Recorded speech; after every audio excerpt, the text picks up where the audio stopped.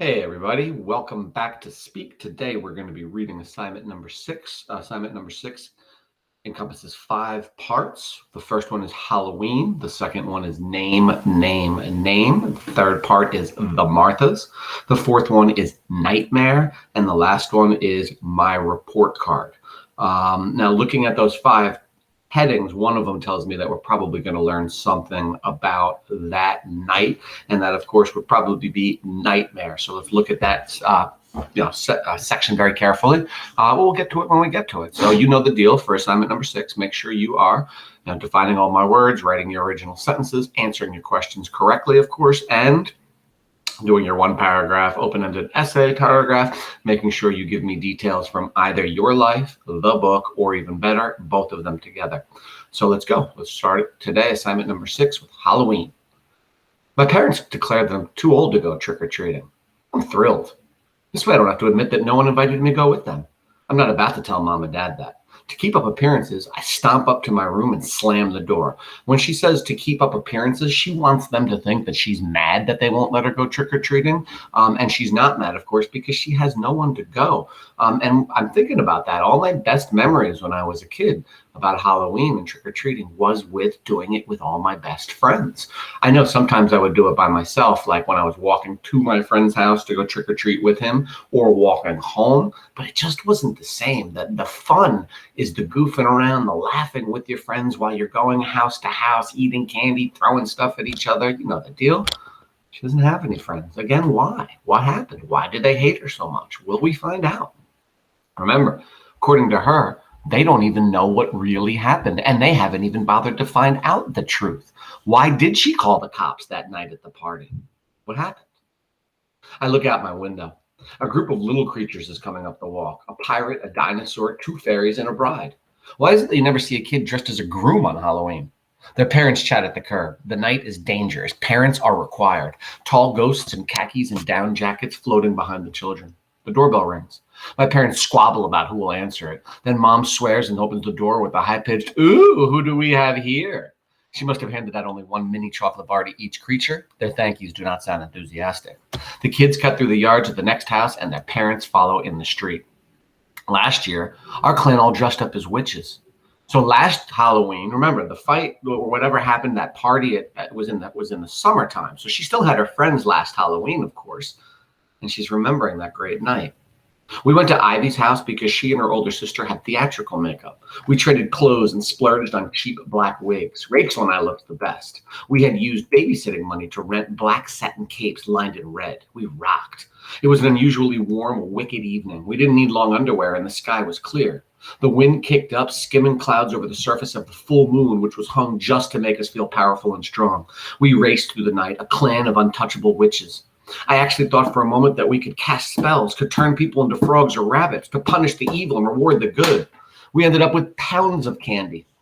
After Ivy's parents went to bed, we lit a candle in a totally dark house. We held it in front of an antique mirror at midnight to see our features. I couldn't see anything. So look at how much fun they had just a year ago. So whatever it was that happened, they're still, there's nothing wrong with them. I guess what I'm saying is, how can you let one thing get between you and your best friend and not even talk to them about it, not even challenge them on it?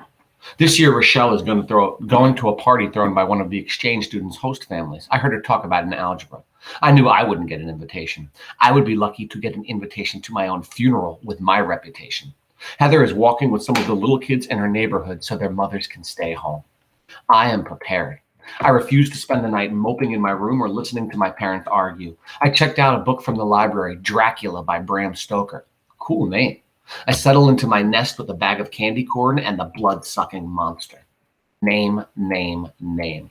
Just so you know, by the way, if you take my course, Horror Literature, when you are a senior, you will read Dracula with me, because in that course, we trace the vampire through literary history. We read some poems from the beginning, from the 1600s and 1700s, then we read Dracula, then we read some short stories about vampires, and then we read a novel by Stephen King about vampires. It's awesome.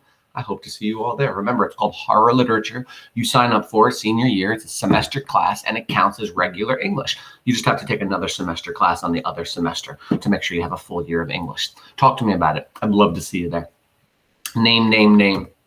In a post-Halloween frenzy, the school board has come out against calling us the Devils. We are now the Merriweather Tigers. Roar.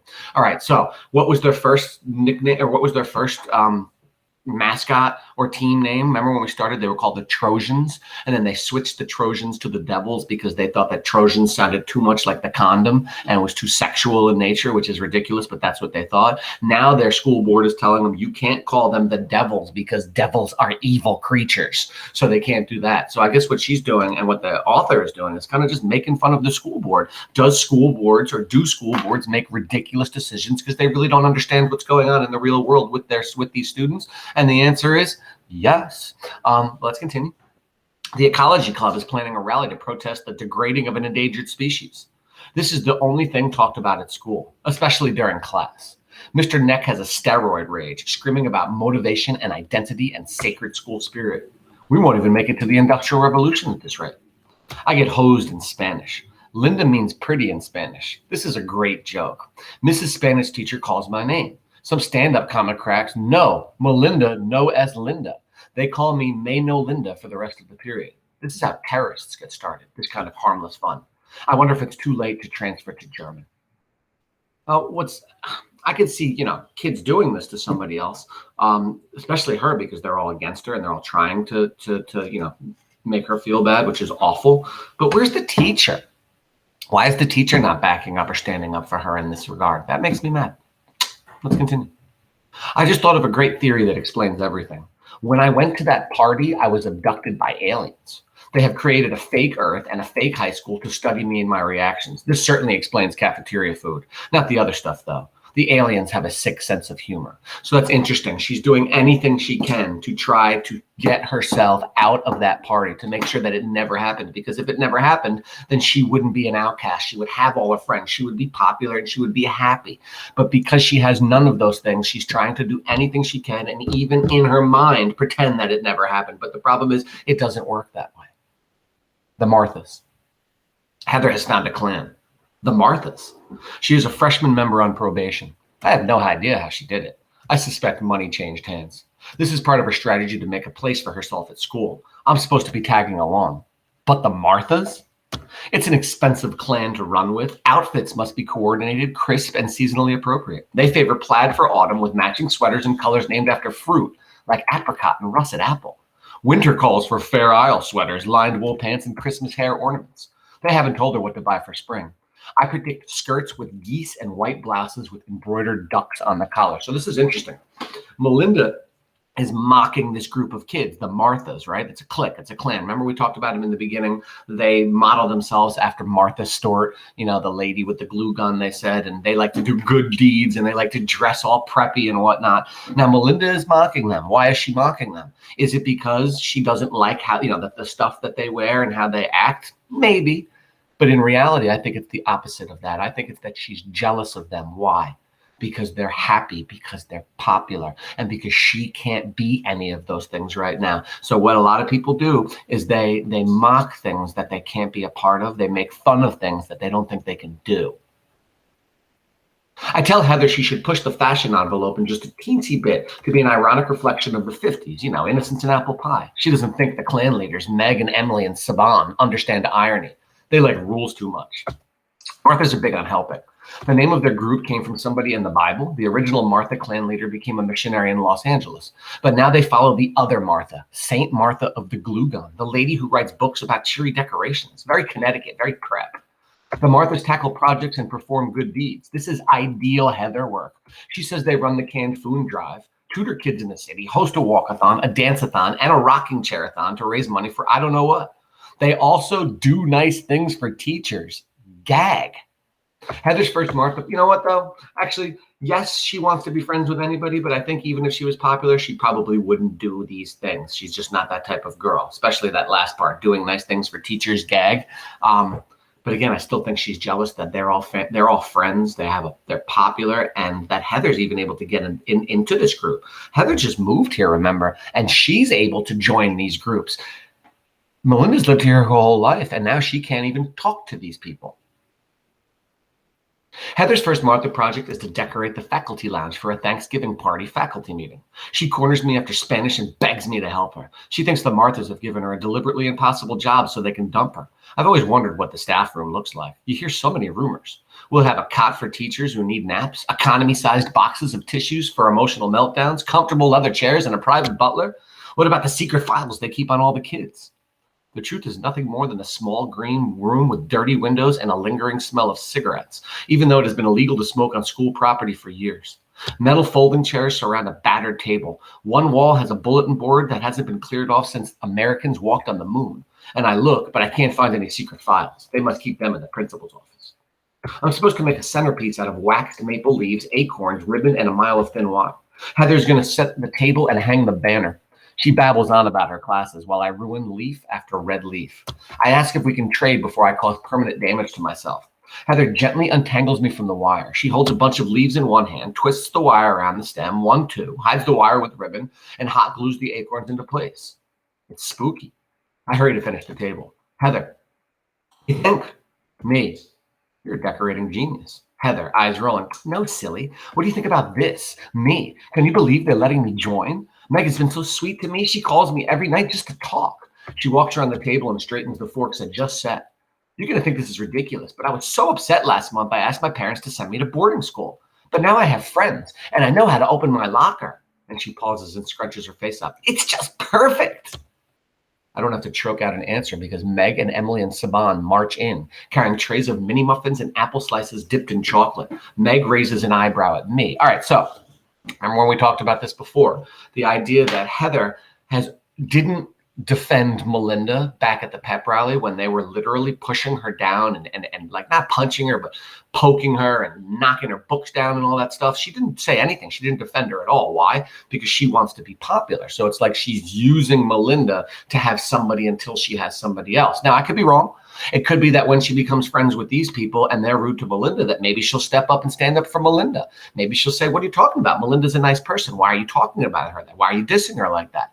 But let's see what happens, because now Meg and Emily and Saban, the Marthas, right? They've marched into this room and they've seen, remember, first of all, they're pretty much using Heather to get their work done, right? They asked her to decorate the faculty lounge. They didn't even come and help her. So I believe they're using this girl, but whatever, she's letting herself be used so she can have some kind of friends. But my question is this: when they walk in and see Melinda in this room with her, how are they going to react? Are they going to be like, oh, great, another person to help us. Oh, nice, let's meet this girl. The answer is no, because everybody knows her and everybody hates her. Watch. Meg raises an eyebrow at me. Me.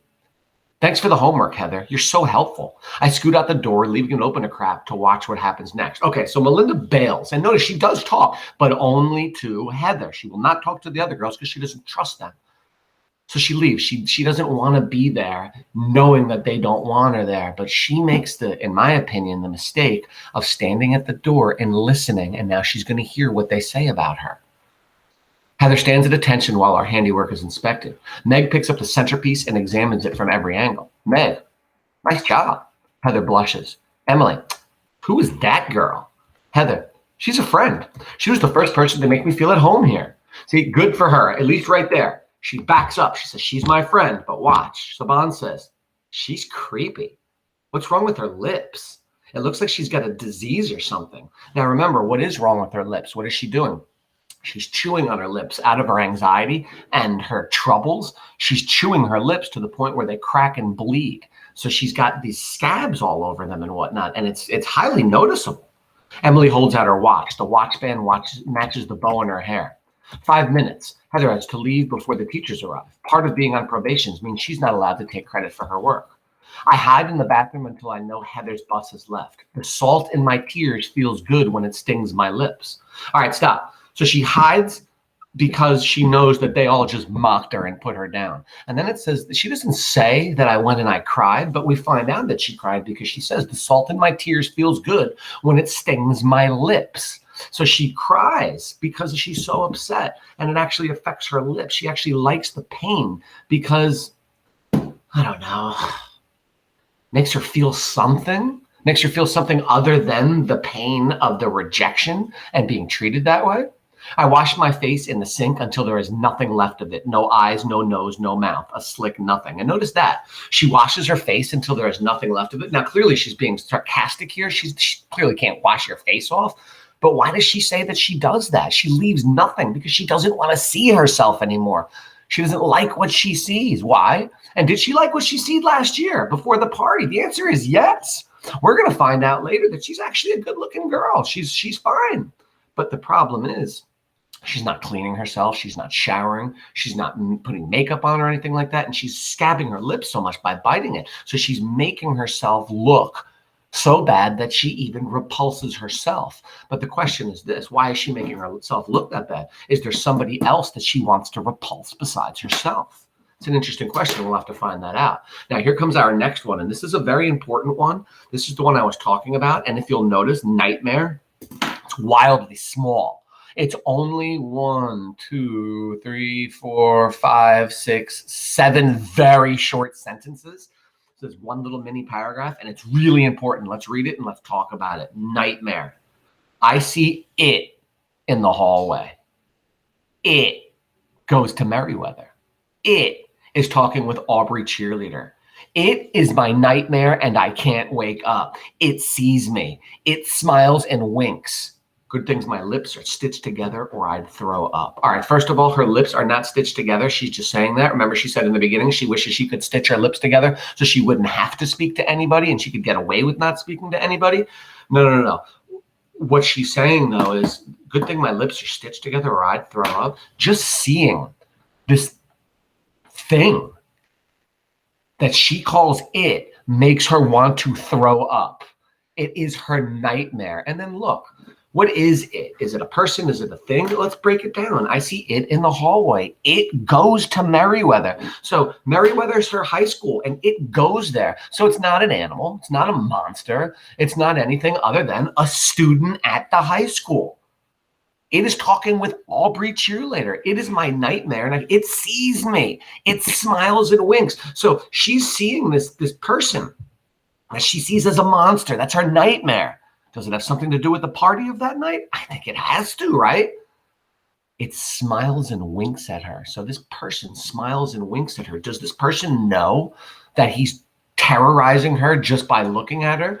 The answer has to be, of course he does. And he winks at her. Why? Because he enjoys terrorizing her? I think so. Will we find out more about it? Who it is? What it is? Well, let's go back with who it is. Sometime later in this book, the answer is, I hope so. And I think so. So let's keep looking. And now, of course, we get her report card. That's where we're going to finish today. It's the last thing we're going to read for this assignment. And look at it. It's an interesting report card because, as you can see, she gives herself her own grades for classes that are not classes. Now, plays nice, she gave herself a B. And that means she believes she's nice to other people. I think she's probably talking about Heather. And so far, has she been mean to anybody in this book? In her head, maybe. Maybe she thinks about them sarcastically and whatnot. But has she been rude, disrespectful or rude to them, like out loud? The answer is no. She's actually been pretty nice to everybody. It's everybody else who's not being nice to her. Lunch, D. Now, we don't get graded in lunch, of course. Maybe we could grade the lunch at our school. That wouldn't be a good grade for them, of course. But she's giving herself a grade for lunch, and she's giving herself a D. I think she's talking about the social atmosphere of lunch. And as we know, lunch is a very sociable period, right? The minute you go to lunch, the first thing you do is look for all your friends, and you go sit with them, and you have a great time, and you forget about everything of the day except having a goof off and fun time with your friends. She has no friends. So my question is, why does she give herself a D then? Interesting. I think it's probably because she does have that one kid she sits with, and that's Heather from Ohio. So that's why she gives herself a D for that. Now let's keep going. Clothes, she gives herself a C. Interesting. Social studies. Now these are real grades. She gets a C in social studies. Not great. All right. She could clearly do better. She has problems though with her teacher, Mr. Neck. She gets a B. She gets a B in biology. Remember, the teacher's very nice. She gets a C in English. That's Hair Woman. Remember, she doesn't really try that hard in these classes. She sits and she daydreams, and she even says, I just phase out and stare out the window, and I plan disaster drills and stuff. So if you're going to be daydreaming in your classes, you're lucky to get C's. C in Spanish, C+ in algebra, a C+ in gym, and of course she gets an A in art. And why is that? Think about that. she tries in that class. And why does she try in that class? Why? Because the teacher is kind to her. The teacher is normal. Well, as normal as an art teacher can be. Don't tell any art teachers I said that. Our teachers are normally kind of weird, but I love them. They're always some of my favorite people. But he's normal. Normal in the fact that he doesn't look away from her. He actually treats her like a person. He's respectful to all of the students. And he wants to know about her and what she thinks and what she wants in her life. And you'll see more that he's going to open up to her even more and allow her to possibly open up to him. And remember, what is it? The one thing that Melinda needs to do most? She needs to speak. She needs to tell somebody what happened. Why doesn't she tell her parents? Well, we know why. They don't even talk to her. Why doesn't she tell her ex-best friend? Because she won't talk to her. So who can she tell about this? A counselor? A teacher? Sometimes you have to find somebody that you can trust and tell them and hope that they will get you to the right person if you're having some kind of problems. All right, we are done with assignment number 6. Great job. When we pick up assignment number 7, we will be in the second marking period. Find out more about Melinda. What's wrong? What happened at that party? Will her friends ever talk to her again? Will anybody ever talk to her again? I hope so. I'm worried about her. Everybody have a fantastic day. I will see you tomorrow.